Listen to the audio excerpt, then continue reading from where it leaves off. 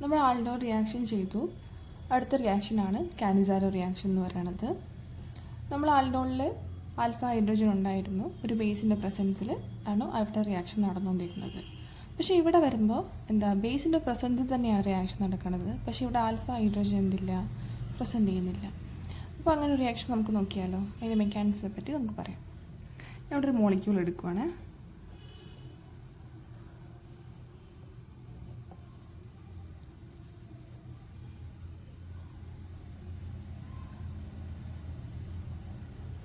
രണ്ട് ആൽഡിഹൈഡ് ഗ്രൂപ്പാണ്. അപ്പോൾ എന്താണ്, ഇത് രണ്ടിലും ആൽഫ ഹൈഡ്രജൻ ഇല്ല. നമുക്കറിയാം ആൽഡിഹൈഡ് ഗ്രൂപ്പിൻ്റെ ഹൈഡ്രജൻ എന്ന് പറയുന്നത് നമുക്ക് എബ്സ്ട്രാക്ട് ചെയ്യാൻ പറ്റുന്നതല്ല, അത് ആൽഫ ഹൈഡ്രജൻ അല്ല.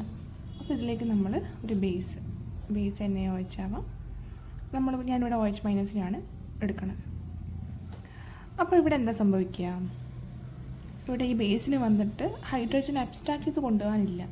പകരം ഇയാൾ എന്ത് ചെയ്യും, ഇവിടെ ഒരു ന്യൂക്ലിയോഫൈലായിട്ട് ആക്ട് ചെയ്യും. അപ്പോൾ ഇവിടെ ന്യൂക്ലിയോഫിലിക് അറ്റാക്കാണ് ഇനീഷ്യലി നടക്കുന്നത്. കഴിഞ്ഞ ക്ലാസ് നമ്മൾ പറഞ്ഞതാണ്, ഒരു കാർബണിൽ ഗ്രൂപ്പ് എന്ന് പറയുമ്പോൾ അതിൻ്റെ കാർബണും ഓക്സിജനും എപ്പോഴും ഒരു ഇലക്ട്രോൺ നെഗറ്റിവിറ്റി ഡിഫറൻസ് കീപ്പ് ചെയ്യുന്നതുകൊണ്ട് തന്നെ ഓക്സിജൻ എപ്പോഴും ഒരു പാർഷ്യൽ നെഗറ്റീവും കാർബണിൻ്റെ എപ്പോഴും ഒരു പാർഷ്യൽ പോസിറ്റീവുമായിട്ടാണ് അത് എക്സിസ്റ്റ് ചെയ്യുക. അപ്പോൾ ഈ ബോണ്ട് ഷിഫ്റ്റ് ചെയ്യും. ഈ OH- അപ്രോച്ച് ചെയ്യുന്ന സമയത്ത് ഈ ബോണ്ട് ഓക്സിജനിലേക്ക് ഷിഫ്റ്റ് ചെയ്യും. അപ്പോൾ ഇവിടെ ഒരു പാർഷ്യൽ നെഗറ്റീവ് ചാർജ് ഓക്സിജൻ്റെ മുകളിലും പാർഷ്യൽ പോസിറ്റീവ് ചാർജ് ഇവിടെയുള്ള കാർബണിൻ്റെ മുകളിലും ഉണ്ടാവും. അപ്പോൾ എന്ത് ചെയ്യും, ഈ ഒരു OH- നമ്മുടെ പാർഷ്യൽ പോസിറ്റീവ് ചാർജിൽ വന്ന് അറ്റാക്ക് ചെയ്യും, അല്ലേ? നെഗറ്റീവ് ചാർജ് എപ്പോഴും അറ്റാക്ക് ചെയ്യുക എവിടെയാണ്, പോസിറ്റീവ് ചാർജിലായിരിക്കുമല്ലോ. അപ്പോൾ എന്ത് സംഭവിക്കും,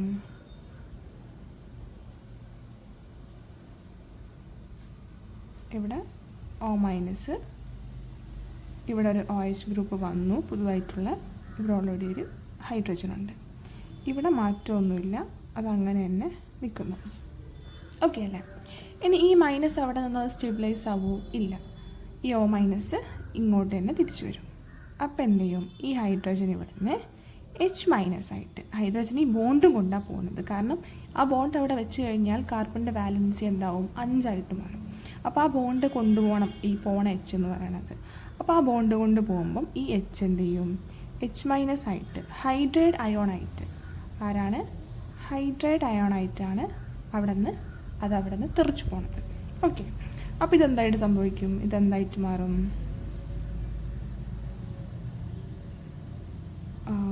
C-double-bond OH, ഇവിടെ നമ്മുടെ ആൽഡിഹൈഡ് ഗ്രൂപ്പ് തന്നെ. നമ്മൾ നോക്കിയേ, നമുക്കിവിടെ ആൽഡിഹൈഡായിരുന്നു. നമുക്ക് പ്രൊഡക്റ്റിലേക്ക് എത്തിയപ്പോൾ, പ്രൊഡക്റ്റ് അല്ല, ഒരു 2 സ്റ്റെപ്പ് കഴിഞ്ഞപ്പോൾ അവിടെ ആ ആൽഡിഹൈഡിന് പകരം എന്തായി മാറി, അതൊരു ആസിഡായിട്ട് മാറി. ആൽഡിഹൈഡ് CHO ഗ്രൂപ്പ് എന്തായിട്ട് മാറി, COH ഗ്രൂപ്പായി മാറി. ഇവിടെ എന്താ സംഭവിച്ചത്, ഓക്സിഡേഷൻ. ഓക്കെ, അപ്പോൾ ഒരു ഗ്രൂപ്പ് എന്താ സംഭവിച്ചു, ഓക്സിഡേഷൻ സംഭവിച്ചു.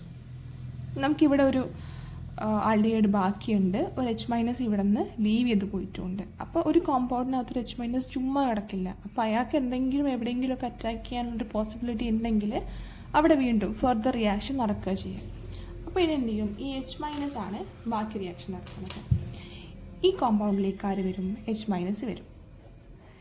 H- വന്നു കഴിഞ്ഞാൽ ആൽഡിഹൈഡ് ഗ്രൂപ്പാണ്, O- ഉണ്ട്, ഇവിടെ കാർബൺ പ്ലസ് ഉണ്ട്. എവിടെയായിരിക്കും അറ്റാക്ക് ചെയ്യുക, ഓഫ് കോഴ്സ് നമ്മുടെ കാർബൺ പാർഷ്യൽ പോസിറ്റീവിലേക്ക്.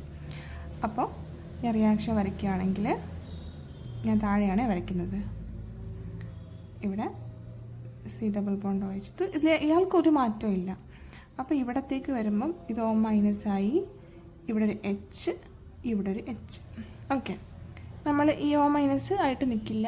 ചാർജ് ഉണ്ടെങ്കിൽ എപ്പോഴും എന്ത് ചെയ്യും, ന്യൂട്രലൈസ് ചെയ്യാൻ നോക്കും.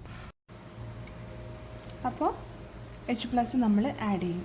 ഇതിലേക്ക് ആഡ് ചെയ്ത് കഴിഞ്ഞാൽ എന്ത് സംഭവിക്കും, O- H+ വന്നാൽ എന്താവും, OH ആയിട്ട് മാറും. അത് OH ഗ്രൂപ്പായിട്ട് മാറും. OH CH2OH. നമ്മളിവിടെ നോക്കുകയാണെങ്കിൽ ആൽഡിഹൈഡ് ഗ്രൂപ്പ് എന്തായിട്ട് മാറി, CH2OH, അതായത് ഒരു ആൽക്കഹോളായിട്ട് മാറി. ഇതിനെ നമ്മൾ റിഡക്ഷൻ എന്നാ പറയുക. നോക്കിക്കുക, ആൽഡിഹൈഡ് ആസിഡ് ആവണത് ഓക്സിഡേഷനും ആൽഡിഹൈഡ് ആൽക്കഹോൾ ആവണത് റിഡക്ഷനുമാണ്. അപ്പോൾ നമുക്ക് കാനിസാരോ റിയാക്ഷൻ നമുക്ക് സിമ്പിളായിട്ട് പറയുകയാണെങ്കിൽ ഇതൊരു റിഡോക്സ് റിയാക്ഷൻ ആണെന്ന് പറയാൻ പറ്റും. ഓക്കെ, അതായത് സെയിം കോമ്പൗണ്ടിൽ ഒരു ഓക്സിഡേഷനും റിഡക്ഷനും ഇവിടെ നടക്കുന്നുണ്ട്. ഓക്കെ അല്ലേ? അപ്പോൾ ഇത്രയേ ഉള്ളൂ. എല്ലാവരും ഒന്ന് ചെയ്ത് നോക്കുക. എന്തെങ്കിലും ഡൗട്ട് ഉണ്ടെങ്കിൽ നിങ്ങൾക്ക് കമൻറ്റ് ചെയ്യാവുന്നതാണ്. Thank you.